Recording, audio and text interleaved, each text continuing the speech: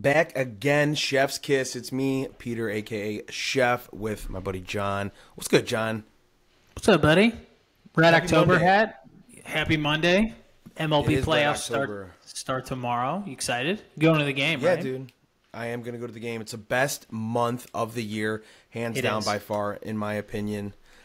Everything that I love is in this month. Comfy sweaters, MLB playoffs, football, crock pot recipes. Our pumpkin wedding everything. anniversaries, which are on Wedding the same, anniversaries. which is this week, which are on the same day, It's amazing. October 5th, which is crazy. Yes.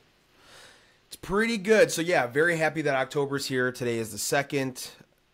Ready for, yeah, dude, baseball season. Baseball is such a long season, and I love baseball, but it is so damn long. You stop caring after a while. You're just like, dude, they're on every day, and it's, so I understand. But I'm glad we're to the good part now. Now it's the good stuff. Playoff baseball is the best. Yes. So we got that going on, and yeah, we got a couple topics we're going to talk about today. John, what are we going to start with? Well, we'll talk about the NFL, obviously, recap. But here in Chicago, it is not going well. So the Bears lost their 4th game in a row. They completely blew a massive lead 13th against game in a row. 13th game. Someone said it was like 340 days since their last win. It could be like an entire year. 20-something. Full calendar year, yeah. I know, it could almost be a full calendar year. So they lost again, despite Justin Fields having career high in completions at 28, yards 335, and passing touchdowns 4. But he did fumble, which led to a touchdown, and they also threw a pretty bad interception at the end. So the Bears are bad. We know this. We don't need to belabor it. So statistically, that's the best game a Bears quarterback has ever had, but he lost the game. They were talking about it this morning. They're like, statistically, it's the best game any Bears quarterback ever had, and of course he lost the game, which is very apropos. So, does Eberflus get fired today? Today? I don't think so. I know it's 4 games, but these are horrible. Where do you These go are from so there bad. then? If he does get fired, where do you go from there? I don't know. I mean, that's what I was going to ask you. Like, if you're Ryan Poles, what do you do right now? Do you tank for Caleb Williams? What do you do if you're Ryan Poles? I don't have an answer. I have no idea. The play calling doesn't help Justin Fields either, right? There's no design runs. They're making stupid decisions with play calling. He did improve. I mean, statistically he played so John, much better. It's year 3, right? I mean, you should see some improvements. Everyone's I don't know. I can't tell you, John. I told you it's the same thing. It's not going to change until the McCaskies sell the team. It's not going to change. I don't care what coach you put in there, what draft quarterback you get. It doesn't matter. It doesn't matter. They're losers. They are losers, and they will continue to lose until it is blown up. You have to blow it all up. That's what you have to do. And until that happens, nothing's going to change. So if I was Ryan Poles, I'd come to work today and drink my coffee and say, oh, we'll get them next week. We're going to come back Thursday. It's the same thing. Who cares? What are the expectations in Chicago? Expectations are low. Who are you disappointing? Nobody. The city's been disappointed for 2 decades. I mean, for real. Nobody's got fire down their throat. It's like, we suck. We know it, and that's it. They're still buying tickets. They're still going out to Soldier Field. What do you care as an owner? I know, man. If you're still feeling no, I completely agree. And I think the way that you stop that is you stop going to games. But Chicago fans will never do it. They will pack Soldier Field. They could be 0-16, and that stadium will be filled. I mean, my dad worked for the beer industry for years. He recently retired, and he said I was lucky. He got Bulls tickets, like when Jordan played. I got to see so many amazing things. I got to go to the 2002 All-Star Game, 2003 Home Run Derby.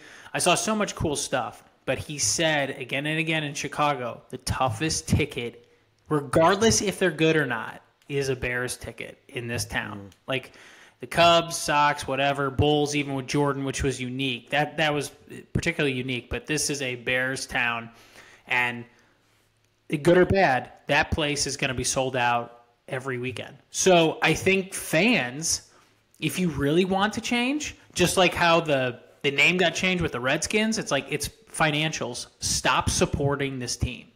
This team sucks. Okay?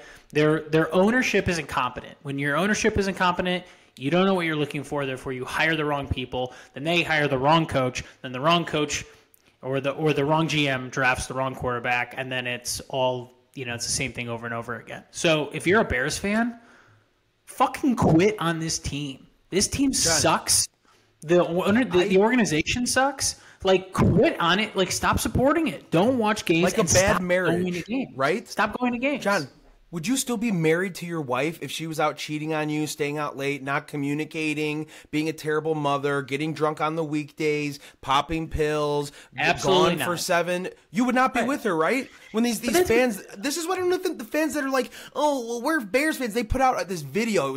It was so dumb, dude. They took it from the Trey Turner thing. It was the Chicago CHGO, whatever that company is, and they're like, this week, when Justin Fields gets on the field, we're going to stand and we're going to clap, whether it's a touchdown or a turnover. Shut the fuck up, dude. You guys you suck for so long.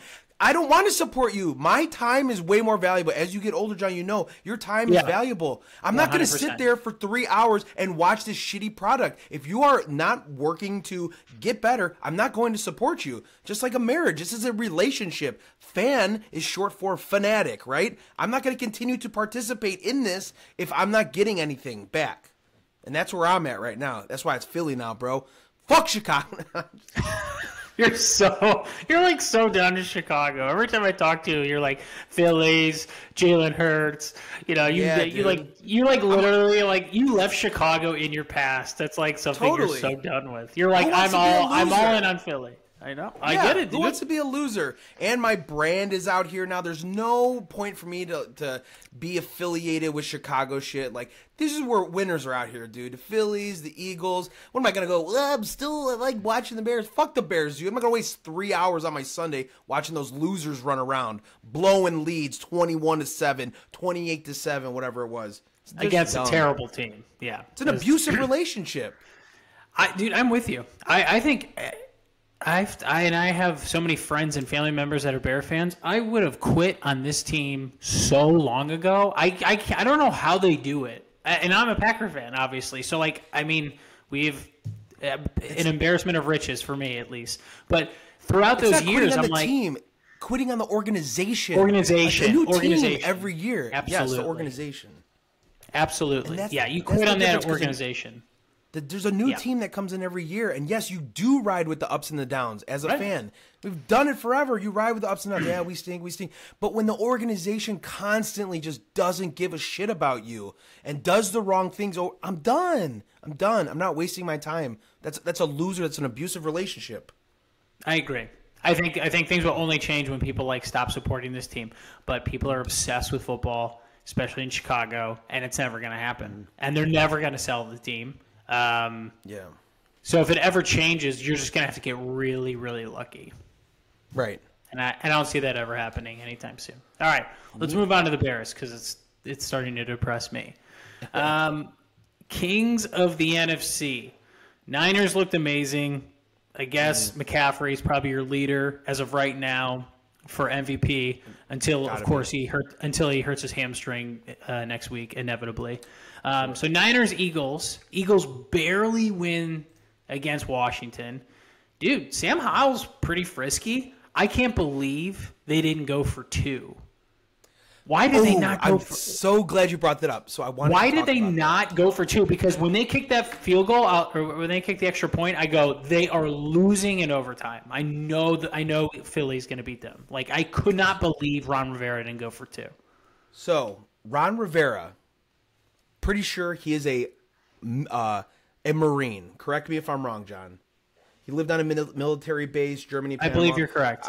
I believe you're correct. He is a Marine, right? And they don't say ex-Marines because you're never an ex-Marine. Ron Rivera is a Marine, right?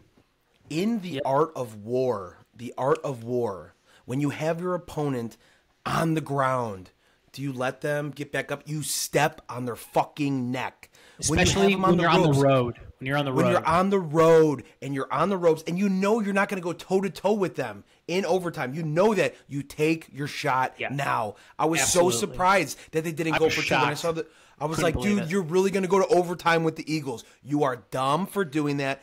Oh my God, that's exactly what I was thinking. They're clearly a more talented team than you are. So like, I couldn't believe that they let that touchdown at the end, that the last play. So I'm like, okay, like that they just stole one. Like, go for two. You got to go for the win.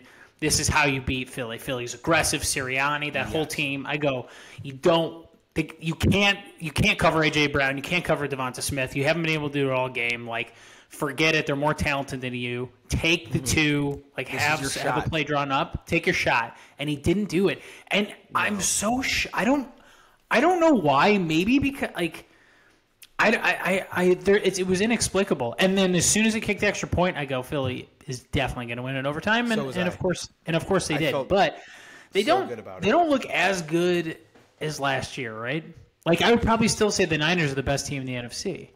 So the biggest thing that stood out yesterday was the defense for the Eagles. I think the defense looked sloppy. If Fletcher Cox get hurt, I'm not sure if he got hurt. I saw him like come out of the game for a little bit.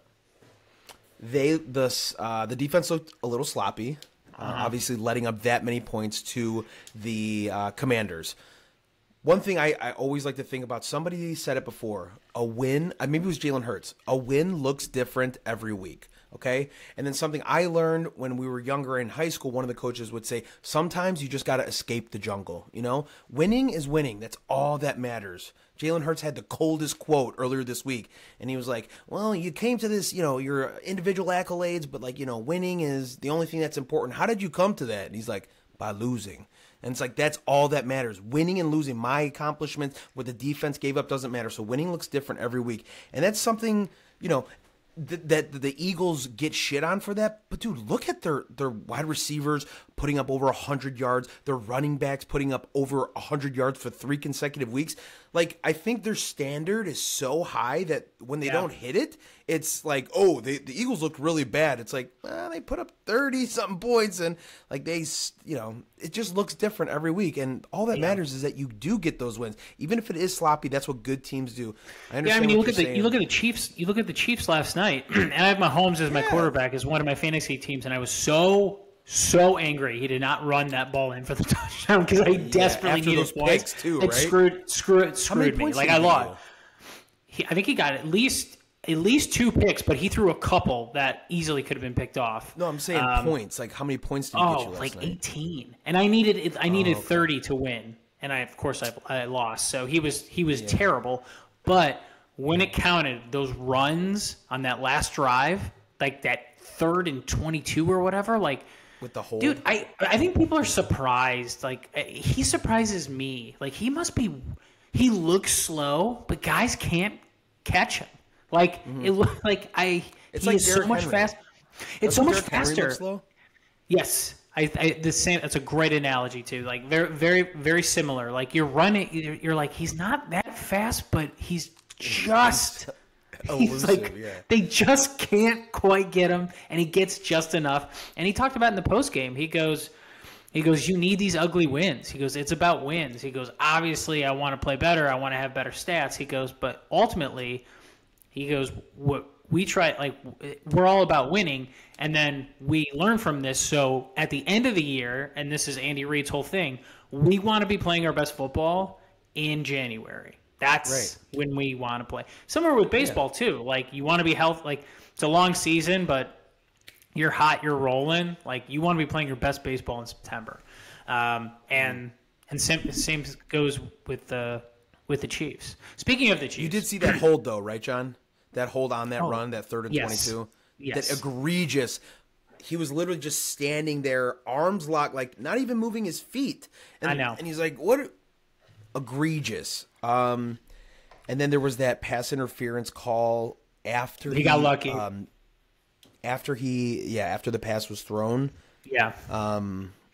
So here's my question. Let's talk about Taylor Swift and Travis Kelce. Okay. I want to know about rigging stuff too. I want to know about that. we're rigging stuff too. But do you think NBC wanted the Chiefs to win? I mean, there's a lot of Taylor Swift cutaways. Like, you don't want to see Taylor Swift sad. Mm-hmm. Do you think Taylor Swift is good for the NFL? I hate it. I'll be honest with you. The NFL just changed their Twitter cover photo to real, Taylor right? Swift. To That Taylor wasn't Swift, just it was a real. meme? I checked. It's real. Go to NFL on Twitter or X. Yeah, I'm not calling it X anymore. They officially changed it. Oh my god! It's Taylor Swift. It's like 3 different shots of Taylor Swift. That's their official cover photo. Yeah, they're all in. But if you look, dude, I mean, you can't argue. Like, okay, so jersey sales for Kelsey went up 400%. They're the #1 podcast on Apple and Spotify. Like, he got 500,000 Instagram followers in a week. But is it good for the NFL? I mean, why do you hate it? Well, it's good for the NFL, obviously. But why do you hate it? I don't like Taylor Swift. I don't like Taylor Swift at all. And I shouldn't. I'm not her demo. I'm a 35-year-old male. I shouldn't like. That's not who she's trying to grab. I don't like Taylor Swift. I think she talks in all of her songs. It was springtime and the sun was out. Like, she just talks. There's no, okay, I don't care for her music. I don't like it. And now the fact she's just like, John, I was talking to my wife about this yesterday. Anything that is thrown down in my face and jammed down my throat, I don't like it. That's certain agendas that the media puts out when you're like, I didn't feel like that before, but now I don't like it because you're jamming it down my throat. It's the same thing as Taylor Swift. It's like Taylor Swift. I posted something. They cut away to her 17 times. They showed her a movie. You saw the Front Office Sports tweeted it. And I'm just like, oh my God, dude, it's just too much. Too much. We don't care about Taylor Swift. Majority of these guys that are watching for football purposes. But now there's so many other women. There's so many other people watching these games now because of her. They're getting a bigger viewership now. Yeah. At what cost? Do you think their initial base, the average guy who watched the NFL, you think they like that cutaways to Taylor Swift? I think most of them are like, I don't give a shit. Stop showing her. Nobody cares that she's in the booth watching her boyfriend for the week. This girl also, John, it's not like she's like some, I don't know, whatever. She's had like 19 boyfriends. This is going to end in 4 months. Like, what are we doing here? They're not getting married. I saw something on Twitter. It's like, I was like, would Taylor Swift be dating Travis Kelce if it was March? And I thought about it, and I was like, probably not. Right. Yeah. She knows it's good for her brand, too. I'm hot. I just had the biggest summer concert tour series. Ever, yeah. They keep it going into fall now. They just showed, like, her jeans or something where they all sold out, whatever it was.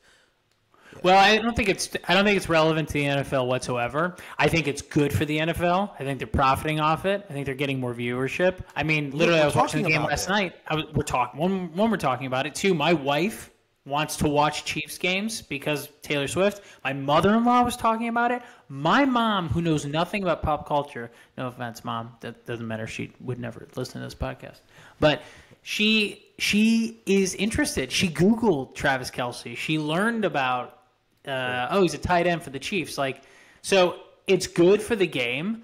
For the record, I do like her music. I think it's great. I'm a big fan of Taylor Swift. I'm not going to make fun of you for it. It's totally fine. But I totally agree that I didn't want it to take over the game, and I knew it was going to. Like, she was in the house. I mean, when they opened, like Tirico and Collinsworth, they came on, and Tirico was like, she's here, she's in the building. Like, they were set the tone. They're like, there's going to be a lot of cutaways. Can you imagine if Kelsey actually had a decent game, or their offense actually put up points? She'd have been on it way more. Just think about 17 cutaways, and their offense didn't do that well. Right. But can we talk about how funny it was, Mahomes' wife, how miserable she looked in the booth? No attention on her anymore. Oh, man. Like, Patrick Mahomes' wife, and now like Taylor Swift comes in. How popular Taylor Swift is, and no one's talking about that. Like, Blake Lively and Ryan Reynolds are like right next to her. Like, no one's mentioning that. Hugh Jackman was there too. Yeah, Hugh Jackman. Greatest Showman. Come on, dude, Hugh Jackman's a beast. He is. I Googled, like, for real. I was like, how do I get as jacked as Hugh Jackman was for Wolverine? And then I listened to him on a podcast, and he goes, he basically said it. He goes, the rower. Like, I do that rower.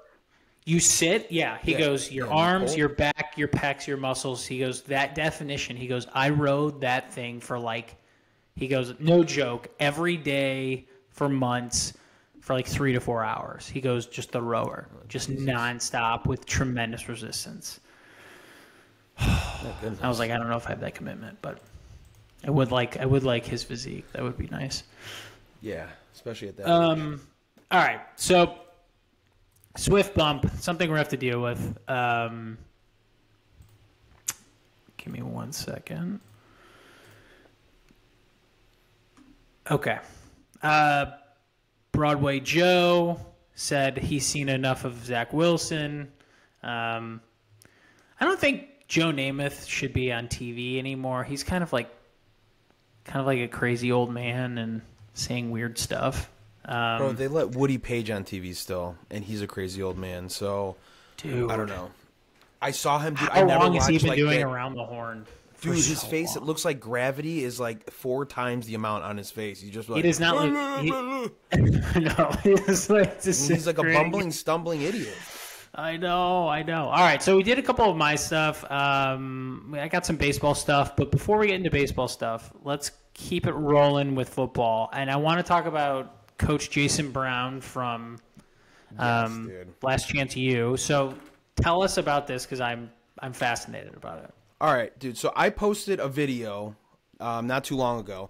It was a meme, okay, on my social media, on Sheffield Shuffler social media.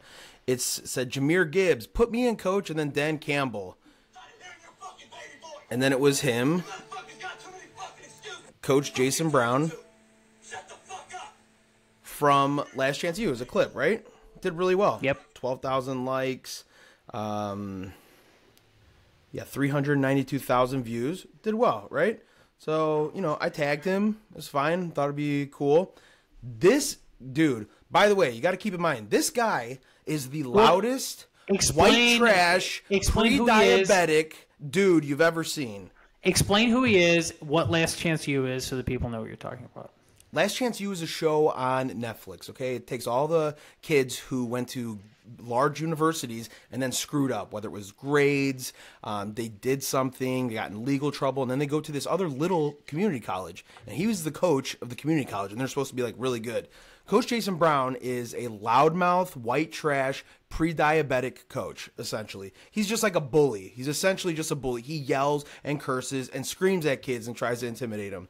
So I said, people, he even reposted my video on his story. I was like, oh, cool. And I was a fan of this guy. I was like, dude, this guy's funny. He screams. He yells at these kids. And then he messages me yesterday at like noon. Why didn't y'all tag me, though, since you use my shit? And I said, and I'm going to put all these screenshots. I'm going to put them all up on the screen so you can see them. Okay, I said, we did. Look at the tags on the video. He said, never heard of you guys. I said, okay. John, your mic. There we go. That's better. There we go. Now we're back. Let's do it. Okay. Picking up right where we left off. Never heard of you guys. Okay. ... Here's his next message. More bottom feeders looking to grow off another man's name. Nice. I said, what the hell are you talking about, guy? We tagged you in the video, and our following is just as big as yours. Get off your high horse. FYI, this is my 3rd account that's been deleted, clown. You pussies just live off others' names without doing any work yourself. Bottom feeders. Do some work yourself, you fucking parasites. End quote. What? Dude, what is wrong with you? You dumb motherfucker, dude. What are you talking about? Do you not know how... This guy doesn't know how social media works. We tagged you. Like, what are you mad about?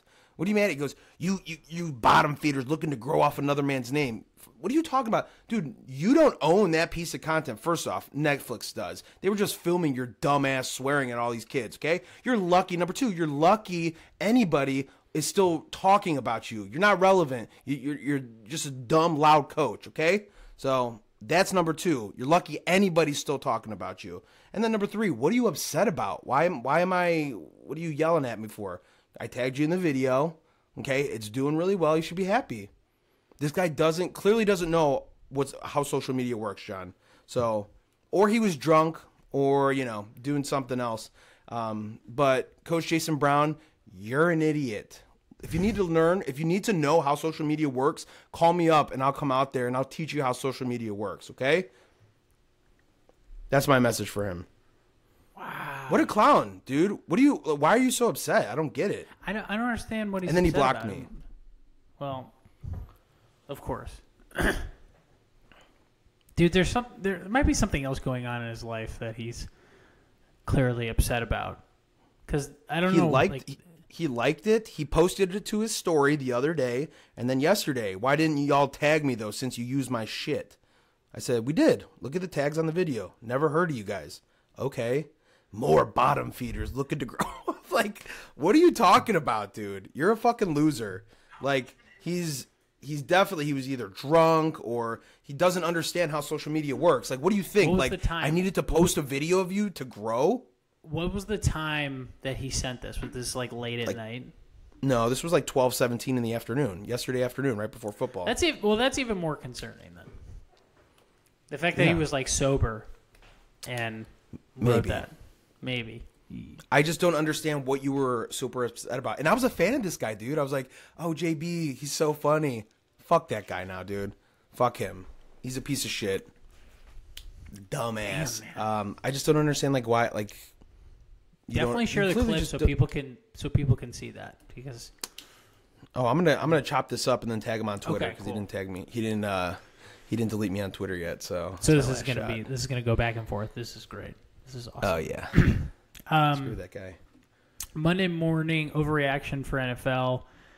Baker is good, but you want to stop talking about it. What do you mean? Well, you said Baker is good enough, right? Oh, like he's good enough. Like the Bucks are winning. I think the Bucks look good. I'm not going to say like Baker Mayfield's good, but I'm like Baker Mayfield's good enough. You know what I mean? Like yeah, he's making fine. all the throws. His wide receivers are bailing him I think he's healthy now, which clearly in Cleveland he wasn't. Oh my god, dude! Shoulder issues. Yeah, I remember that Christmas game against the Packers when Rodgers broke Favre's record. He had 5 picks. He could barely like throw the ball 15 yards. I'm like, this guy is so limited. Why is he playing football? He should not be playing. But yeah, they look really good. Saints were really disappointing. I drafted Kamara hoping that he would have a huge game in week 4, and he kind of sucked. So they're not really good. Steelers are terrible. Pickett is a total bust. Like, they missed that. Is this crazy? Is it crazy to say, like, should they start Trubisky? Like, Pickett's horrible. Should Trubisky get another shot? I don't think you can at this point. Like, the whole like up and back thing. So if you already bad. sold, sure, but I don't think you can give up on him that quickly. Especially like we said, we saw his preseason. I thought the Steelers were gonna have a good offense, but also too, dude. Like, look at their running backs. Like Najee Harris scored over 10 points for the first time this season. Like something he gets happened. volume. He fell off a cliff, dude. So I don't know what happened to him. Like I don't know, too many hits or something. But like he's like done. There is this. You also have Matt Canada calling the offense too, and I think if we're that too. But Najee Harris too. There's a difference than what he was in the first couple of years. 100%. And there's something. Another guy who looks like he's running in slow motion. 100%. But there's something with running backs too, and you saw it with Zeke like the last couple of years at Dallas, where it's just the number of hits pile up or whatever, but you're just like, wow, there is a huge contrast of like what they were and what they are now. And it happens like so quick, like really, really quick. I'm going to be really sad when in like 2 years when Christian McCaffrey has taken so many hits and now he's just like a shell of himself. Kinda, yeah. Like they're gonna have to use like design plays for him. You know, It's fun to watch him now, but like you have like a 2 to 3 year shelf life as a running back in the NFL. After that, to be as explosive as he is. Yes, you know what I mean. Yeah, different kind of backs. Like Frank Gore was like that. He's a more of a reliable, durable kind of back. But to be as explosive and a pass catcher like Christian McCaffrey is, shelf life very small. That's why they have to capitalize on their contracts as quick as they can. I know. CJ Stroud, you think he'll be a top 10 QB? He looks pretty good. That throw was to Collins, there's a couple throws he made in that game. He had 2 touchdowns to Collins. They have a really good repertoire. But he threw some dimes, really good throws. But they're like that's his target. I think he threw 2 touchdowns to him, and they just looked in sync together. Yeah, really good. All right, playoff baseball. Real quick, Cubs. Will this season be remembered for their late season collapse, or is it a precursor for success because they outdid their performance this year? Yeah, I think you can look at it a little bit, maybe like a 2014, 2015. 2015 they still went to the wild card game, I believe, but it was a collapse for sure. It was sad. Like we were talking about how playing your best baseball in September, they did the exact opposite. They kind of let that go. They lost 15 of their last 21 games. That's pretty bad. They outperformed their expectations, right? I think they were projected to have 70-something wins. They ended up with over 80. Yep. Under 80, right? Correct. Yeah. So good takeaways, right? Cody Bellinger, first off, retain him at all costs. Keep Cody Bellinger. So Ricketts had a closed door meeting with him, like just him and Ricketts. So I think hopefully he's going to be like, hey, money's not an option. Like, we want you here. We want to keep you here. Mm-hmm. So fingers crossed. Hopefully he stays.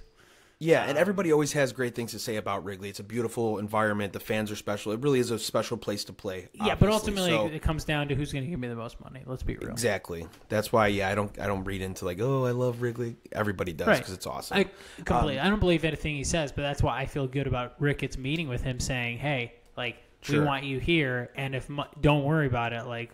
We have the money. We'll make it we happen. Spent. Yeah, we'll make it happen." That gives me. A lot of hope, which is good. Number 2, young talent, John. Christopher Morel, Nico Horner, Ian Happ, another Gold Glover. Kind of everybody getting to coming together and gelling as a team like that. Chemistry is really important in baseball. Suzuki, I just didn't meet the expectations that we had, I think. Suzuki out in right field made obviously a huge error catching the ball on one of those games against the Braves. But you can add some pieces there. The bullpen, very weak. You're going to have to put something around Justin Steele on the front end of the rotation. Jameson Taillon, not going to do it. Kyle Hendricks is going on fumes over here. He's going to be wrapped up pretty soon. So if you're going to build around... I heard, though. If you're going to build around Justin Steele, you got to put another 1 or 2 in there, some pieces in the bullpen. And I'm fine with the offense, dude. They put up 10 runs a game. They can explode at any time. So that's the stuff that I like to see, and then you just tighten it up with the bullpen, and I think they're in good shape. I don't have bad juju with them going into the offseason. We knew that they weren't going to be star killers over here. So the fact that they went to game 162 with the hopes of getting into the playoffs, if you would have told me that at the beginning of the season, that's all I can ask for. You have a shot. Right. At game 161, 162, you got a shot. So That's all you could ask for. Happy for it. Absolutely. I think they overperformed. I was pretty happy with that. Obviously not happy with their collapse at the end of the season, but the callers these sports talk radio fans are idiots, obviously, but they want Ross's job for this collapse. I'm like, Ross is fine. He's a good manager. He's working with Julian Merriweather, Mark Leiter Jr. These guys are they all have career high in innings pitched. They have nothing. Everyone is on fumes. He has absolutely nothing in the bullpen. Nothing. This is not on him. They overperformed. Let's move on. Buck Showalter is not going to be the manager of the Chicago Cubs. I don't want to hear any more of that shit. Ross is a really good manager. I think he's excellent at managing a bullpen. He just didn't have the horses this year, and I think they'll be better off next year. So And if I want someone managing that bullpen, I want an ex-Cubs catcher, honestly. 100%. I think that's one of his best attributes is managing a bullpen. I think he's excellent at it when he has the pieces, and he just doesn't right now. Playoff baseball, you're going to the Phillies game tomorrow against the Marlins. Luzardo pitching. You know something funny I saw on Twitter? I think Schwarber ended the year with 47 home runs, but his batting average was 198. Under 200, but with over 100 RBIs. How do you? Over 100 RBIs, is that a good season? Because nobody talks about his walks. That's the biggest thing. Is nobody talks about his walks. Because look at his on base. What's his OPS? Pull it up, Jamie. Can we pull it up? Jamie, pull it up. Our fake intern. I'm doing it right now. Okay. Well, I want to do Schwarber's on base, and then I want to do that's the biggest thing that people talk about. They're saying, "Oh yeah, his batting average sucks, but he hits a lot of home runs. So is it a good season or bad season?" But they don't talk about the walks that he takes, and he didn't take those previously. So the fact that he's getting on base, 343 on base percentage, OPS 817. That's where it should be. That's a really good OPS. Very, very good. 104 RBIs, 47 bombs. You can't say 100 RBIs is a bad season, dude. You're driving in 100 ribbies. That's great. From a fucking leadoff spot most of the time, too? I know. He hits leadoff. Come on. That's ridiculous. Show me another leadoff hitter that has those RBIs. And those homers mean so much more in the playoffs. Like, oh, yeah. Way, way more. Jeff Passan was read a stat. You know, they were asking him about how he felt about, you know, the playoffs and who he thought. He goes, if you look statistically, he goes, the team that hits the most home runs, he goes in the playoffs is like, they're usually like in the World Series. Like, yeah, you gotta hit some bombs. That's why I wonder. I think people are kind of sleeping on the Milwaukee Brewers. I think their pitching is so good. It's just so hard for teams to score a run. But all right, so let's talk about the bracket. So you got okay, yeah. We talked about the bracket, and then I want to put together a parlay for tomorrow. Oh, you want to do that now? Well, they don't have the run line. We don't. I guess the run line doesn't matter. Phillies are favorites at -166. Marlins are +140. I just didn't know if you had like a leg or something you wanted to add to that parlay tomorrow, because there's nothing better than hitting bets at the game that you're at, being at the game that you bet on. Would it, if you hit your bet or you didn't hit your bet, would it ruin your experience at the game with your wife? No.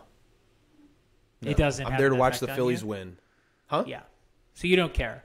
Like, I mean, obviously you care, but like it wouldn't ruin your day. Well, also, I'm not like unloading all my units, right? Like, I have my bankroll, and a smart bettor like doesn't like, I'm gonna bet $500 today. And it's like, okay, well, that's probably not a good idea. Like, you bet your unit size, and then if it loses, yeah, I lost a unit, I win that back tomorrow, whatever it is. Yep. So, yeah, and it's gonna be a playoff Phillies game, dude. At 8:08 at the bank, it's gonna be electric. It's gonna be awesome. Who's pitching for the Phillies? Oh, John, pull up the Schwarberger. The Phillies just released a new cheeseburger for the postseason. Share your screen once you see it. Oh my God, dude, I have to find out where in the stadium it is, and I have to go get it and then do a review on it because it's massive. All right, give me a second. Someone sent it to me. I believe it's called the Schwarberger. All right. Let me know when you see it. I'm going to go on Twitter. Give me a second.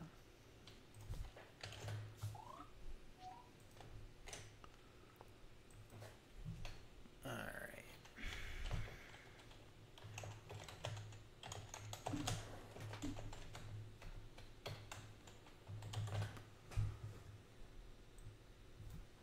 I cannot find it.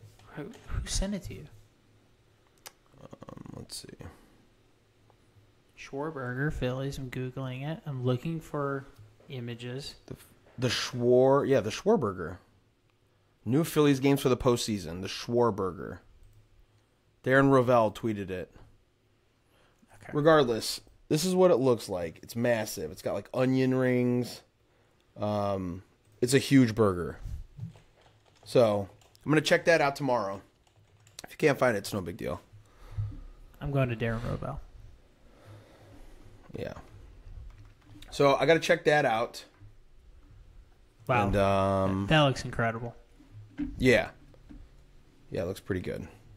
So hopefully I can find out where they sell that in the stadium and then grab one. Can you handle that? Please, dude. I can handle a lot of meat. Let's be real. You should just cut that and replay that. Yeah, got that meat. That should be our next drop. All right, so playoff picture. Yeah, bracket. Okay. So let's start in the AL. Twins, Jays. I'm picking the Blue Jays winning that, obviously. Okay. Jays, Astros. I'm probably picking the Astros. Probably Astros. Tampa, Texas. I'm going to take Texas. I'm going to take Tampa. I want Tampa to win. I want Tampa to win too, but I'm going to take Texas. Okay. Let's just do the first rounds. Brewers, Diamondbacks. I'm taking the Brewers. Okay. I would want Diamondbacks. Really? Why? Yeah. I mean, I don't care for the Brewers. Everything in Wisconsin is disgusting. And then Phillies, Marlins, obviously. Why? And I think they have a very good young roster, too. I think the Phillies beat the Marlins. Dude, no offense. I don't think they're not beating the Braves. They're just not. Who? The Phillies. There's no way. Yeah. I mean, everyone said that last year, too. So, when it gets to the postseason, dude, wonky things can happen. And dude, that they team did last year. Their lineup is so good. I mean, everyone is a home run threat, and that's what kills in the postseason. Like they just, I think Atlanta is so good at every position. They're so good. Yeah. How do you think? Yeah, they are good. But so are the Phillies. Not, dude. You can't say that any team doesn't have a shot. At this point, every team has a shot, I would say, besides the Twins. Give me your best case of how the Phillies could beat Atlanta. How? Starting pitching stands on its head. I mean, the offense I'm not worried about. Offense can explode at any point. You go through that entire lineup, you go from 1 to 9, and you can't tell me that they can't break out. Trey Turner hits a home run, Alec Boehm, JT. I mean, everybody has home run potential. So you can't tell me you're ever out of a game offensively. Defensively, yeah. You get to bullpen, you get them with their backs against the wall. That's where you're going to take advantage of them for sure. And you need their starting pitching to go deep because you can't rely, especially in a 7-game series, to go to the bullpen how many times in a series. So you're going to need strong starts from your starting pitching. Taijuan Walker is going to have to look good. Ranger Suarez is going to, and Wheeler, Nola, everybody. You can't. You got to score early, and you can't rely on your bullpen too much. You got a couple horses in there. Alvarado, I love out there. Craig Kimbrell might be the last year that he, you can count on him. Maybe he had a stretch this year that was very good and reliable. So. Yeah, we'll see. But I don't think you can say, like, they have no shot. Yeah. Okay. Well, it should be interesting. Dude, excited for you to go to the game tomorrow. I'll probably be texting you, send updates. I'll be following your socials. Yeah, dude, definitely for Coach Brown, like, please share that because I think we would all desperately want to see that exchange and him freaking out. Oh, yeah, he would just go off and make fun of me and do all that stuff. So that's fine. Cool. That's it, man. But yeah, all right, cool. Good epi. John, I'll see you next week then, okay? Sounds good, buddy. Thanks, guys. All right. Peace.